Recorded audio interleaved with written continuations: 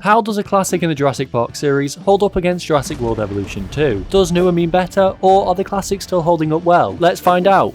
Well, in Jurassic Park Operation Genesis, the models are certainly simple, but surprisingly detailed for their time. The closer you get to them with your camera, the easier it is to see. They don't look terrible. Also, the dinosaurs' behaviours are nothing short of awesome for their time. The animals have various animations and things they can do, interacting with their environment by drinking from lakes, and interacting with each other to practice defensively butting heads, and more. If it wasn't for Dino-Nados, so far JPOG would be absolutely smashing this category, but there are Dino-Nados. In Jurassic World Evolution 2, the dinosaur behaviours are even better. Entire dinosaur social groups perform actions together and, in true Jurassic World fashion, are obsessed with destroying my rangers' cars. The models are even more detailed than JPOG, and you can customise and change their skin textures and colours through research, leading to even more immersion in JWE2. The animals in the games are pretty similar and relate to those in the Jurassic universe, so there's not much you can complain about. Obviously they aren't realistic, but they are great. It's close, but the more detail in JWE2's models and the improved behaviours allow it to take this category.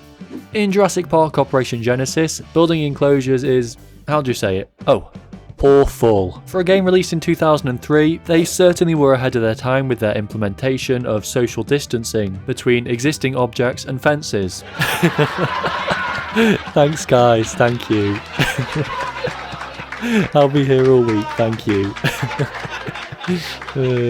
You can get around this by placing your paths after the fences, but just let me do it how I want. Placing down buildings is actually pretty nice. They work basically on a grid system, and you get this nice little icon of where the access points for each building are going to be. In Jurassic World Evolution 2, building is not bound to a grid, but that doesn't necessarily mean it's any better at all. In fact, building is still awkward, and paths so frequently get in the way that it really impacts and inconveniences gameplay. I wish there was a way to disable collisions between buildings and paths, or just allow objects to be placed closer together, because it really is a pain. Building enclosures in JWE2 is actually pretty nice though. You get a more Planet Zoo-esque fence building tool where you pick the type of fence you're placing and get a lot of freedom in how and where they're placed, making enclosure building in JWE2 so much easier. In JPOG you end up with really horrible boxy shaped enclosures and it's just ugly. Clearly both games have one aspect where they're stronger and one where they're weaker.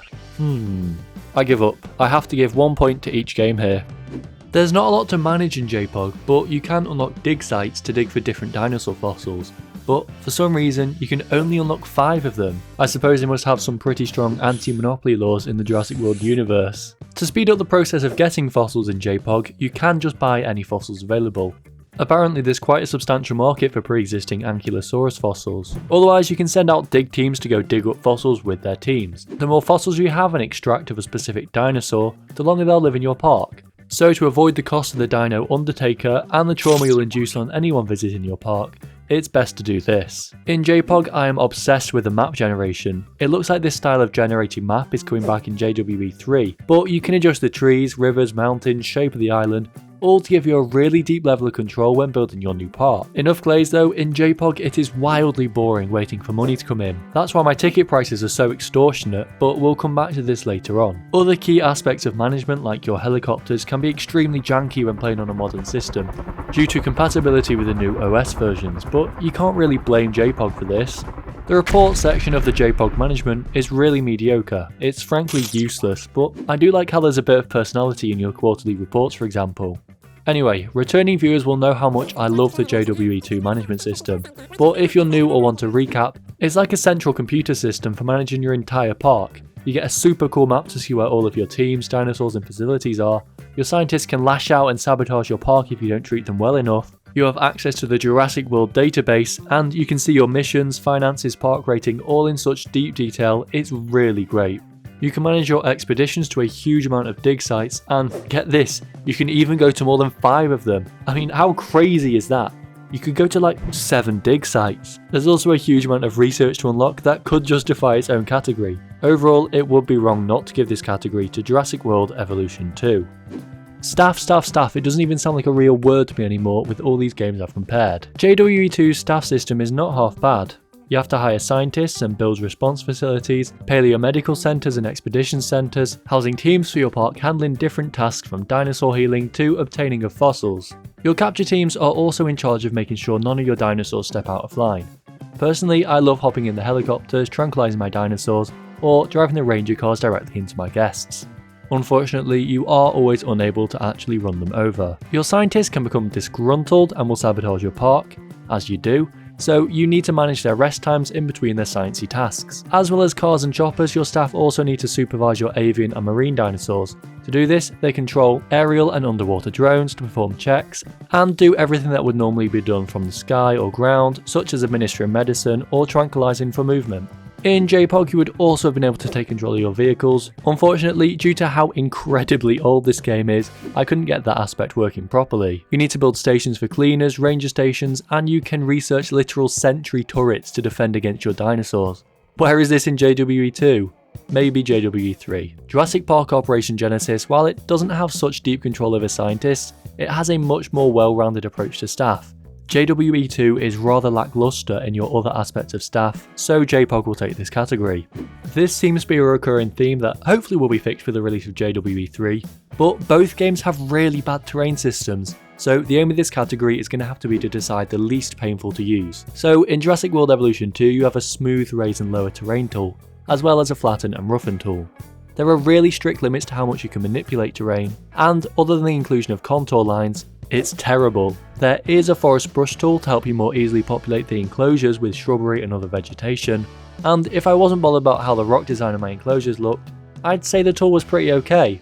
It will by default randomly switch between rock types and rotations, but like I said in chapter 2 talking about the building tools, it's really tough to place them close together, really harming your ability to creatively express.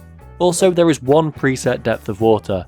It's either there or it isn't. In Operation Genesis, the situation is even worse. You can build in sets of 9 paleo and modern trees, you can flatten the land, build a lake, and as well as that, you can build mountains with a preset shape and size. At least you can change the brush radius and mountain height in Jurassic World Evolution 2. I suppose that's where an extra 18 years of industry development gets you. JWE2 takes this category without a doubt. First, let's talk about the guests in Operation Genesis. They are, well, terrifying. They're worse than Prehistoric Kingdom. I get that these models are from 2003 or something, but why are they all so petrifying?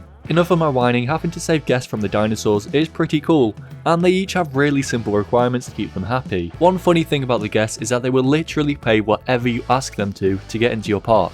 By default, the fare was down to like $200, but I have these little idiots paying $1,000 just to get through the gates. You don't even want to know how much I'm charging for toilet use. It's strange how suddenly nobody needs to use the toilets when you charge $10 a poo. The guests arrive every now and then via helicopter, and the system is super basic.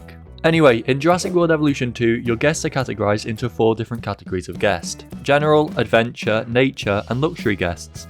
Each different type of guest appreciates different things more, from infamous dinosaurs for the adventurous folks, to getting up close to the dinosaur enclosures for those more eco-conscious. The guests need different types of highly customizable amenities that can be gradually unlocked via research. They can also sue you and protest, so that's fun. Jurassic World Evolution 2 has a significantly better guest system than JPOG. It will be wrong for it not to win this category. So overall, Jurassic World Evolution 2 won 5 categories, and JPOG took 2, meaning JWE2 wins. But what do you think? Do you agree with me, or would you have given any points the other way? I hope you enjoyed the video. People have been asking me to cover this game for a while, and I've only just got it working on PC, so I hope it was worth your time. If it was, make sure to leave me a like and subscribe, and hopefully I'll see you in the next one. Bye!